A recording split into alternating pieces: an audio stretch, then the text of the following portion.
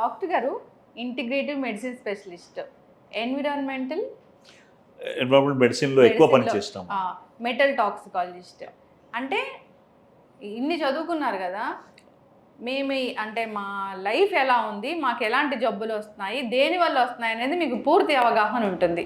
డయాబెటీస్ని ప్రధానంగా తీసుకుంటే డాక్టర్ గారు, మీరు ఇన్ని చదువుకున్న ఈ డిగ్రీస్ని బట్టి డయాబెటీస్ అనేది ప్రధానంగా దేని వల్ల వస్తుంది అసలు? First of all thanks for inviting me అమ్మ. నేను ఫస్ట్ ఎంబీబీఎస్ ఉస్మానియా నుంచి చేసిన, అది 1990లో. అప్పుడు మేము అక్కడిది యాడ్ స్టిక్ ఉంటుంది.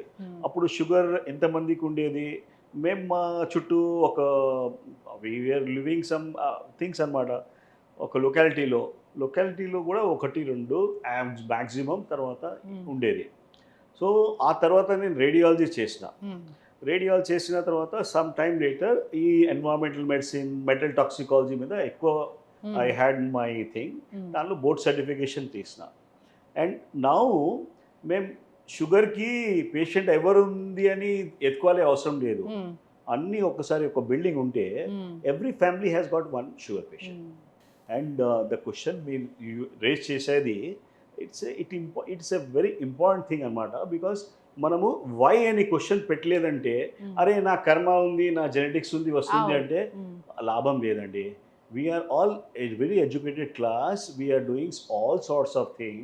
మనము హెల్తీ ఉండడానికి ఇప్పుడు నేను జనాలకి చూస్తే ఎవ్రీవన్ ఈజ్ వెరీ ప్రొయాక్టివ్ ఉన్నారు. వాళ్ళు they want to experiment things also. ఒక ఇంటర్మీడియట్ ఫాస్టింగ్ వలన కొద్ది కీటో డైట్ చేస్తున్నారు, అంత లెవెల్కి వెళ్తున్నారు.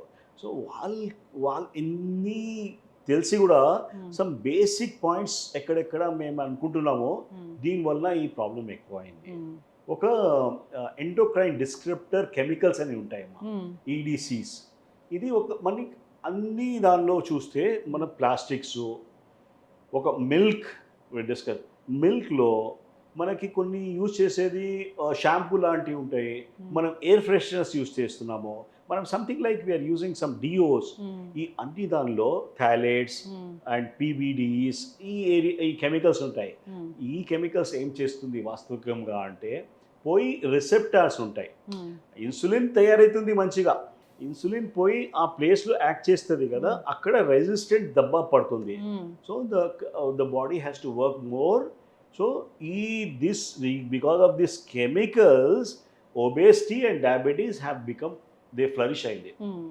Somewhere the way things are happening, మేమైతే అనుకున్నాము అరే ప్రీ డయాబెటిక్ పికప్ చేద్దాము. ఇప్పుడు చూస్తే ప్రీ డయాబెటిక్ జనాలు అంతమంది ఉన్నారమ్మా. So with this knowledge, if వీళ్ళు కొద్దిగా they are able to go back to their normal levels, it will be great favour. Just by understanding. ఒక always I use to give some simple example of how do you make rice. Pressure cookers ఒక 20 years నుంచి మనం చేస్తున్నాం. So try to understand the difference. మా నాన్నమ్మ ఎట్లా చేసింది, rice open గిన్నెలో పెట్టి దాని నుంచి సగం వాటర్ తీసేసి, వాటర్లో ఎక్కువ స్టార్చ్ ఉండేది. ఇప్పుడు వీఆర్ టాకింగ్ అబౌట్ నౌ లో గ్లైసెమిక్ ఇండెక్స్ ఫుడ్స్ తీసుకోవాలి, రాగిలు తీసుకోవాలి. రైస్లో చాలా హెవీ గ్లైసెమిక్ ఫుడ్ ఉంటుంది. సో ద వే మనము రైస్ ప్రిపేర్ చేస్తున్నాము, మళ్ళీ గో బ్యాక్ టు యువర్ గిన్నెకి ఆ సగం వాటర్ తీస్తే అది స్టార్చ్ లాగా పారేసేయచ్చు. దానివల్ల your rice also is good, as well as మీకు అంత ఫ్లక్చుయేషన్స్, లోడ్ బాడీకి గ్లూకోజ్ ఎక్కువ పోదు. సో ఇటువంటి చిన్న steps is going to make a big difference అమ్మా. చక్కగా చెప్పారు డాక్టర్ గారు. అసలు ఇప్పుడు ఎవరు రైస్ని అలా గిన్నెలో పెట్టి వండుకుంటున్నారో అంత టైం ఎక్కడుంది? అలా టైం ఇవ్వకపోవడం వల్లే ఇలా మనం హాస్పిటల్కి టైం ఇవ్వాల్సిన లేదమ్మా. నేను చూసిన వాటర్, ఇప్పుడు మామూలు రైస్కి కూడా వాటర్లో ఒక సోక్ చేయాలి, వాటర్లో నానబెట్టాలి. 1 గంట నానబెట్టండి, 2 hours నానబెట్టండి, and you see the quality of food afterwards. It makes a big difference అమ్మా, బికాస్ ఆఫ్ దట్ ప్రాపర్టీ. ఈ థింగ్స్ మనము పూర్తిగా మిస్ అయిపోతున్నాము. మనము వస్తుంది వాటర్ అట్లా వాష్ చేస్తున్నాము, ఇమ్మీడియట్లీ దానిలో ఎలక్ట్రికల్ రైస్ కుక్కర్లో పెడుతున్నాం. ఎలక్ట్రికల్ రైస్ కుక్కర్, అది కూడా అల్యూమినియంది. అండ్ ఇది ఒక బెయిన్ అయిపోయింది. It is not a boon అనమాట, it is a bane. It is causing a problems. And the only thing is people are not aware about that. అమ్మ ఏమనుకుంటుంది, I'm giving the healthiest food to my kid. Obese అయిపోయినారు పిల్లలు. అవును.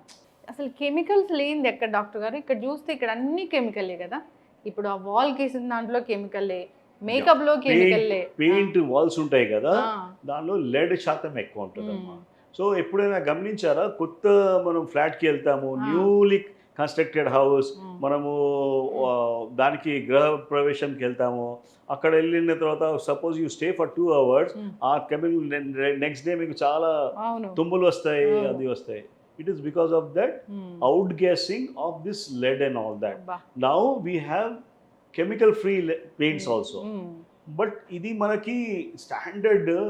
మాకు ఏం నేర్పించారంటే చెప్తా చూడు, 1990లో ఎంబీబీఎస్ అయింది, మాకు మెయిన్లీ ఏం నేర్పించారు, అరే స్మోకింగ్ చేయవద్దు, ఇట్ ఇస్ స్కిల్.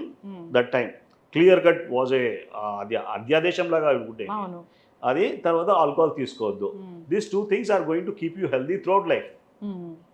ఇప్పుడు అది అది అంత ఫాలో చేస్తే కూడా నో వన్ ఈజ్ హెల్దీ. అవును, బికాస్ ఆ 2 కమాండ్మెంట్స్ కాకుండా 10 more కమాండ్మెంట్స్ వచ్చినాయి. So what are that commandments? How to tell our next ఇది ఇన్స్టా జనరేషన్కి, అరే నువ్వు అయితే ఇది కూడా అవాయిడ్ చేయి, ఇది కూడా అవాయిడ్ చేయాలి. And it has to be from a parents perspective బాగా స్ట్రిక్ట్ ఉండాలండి.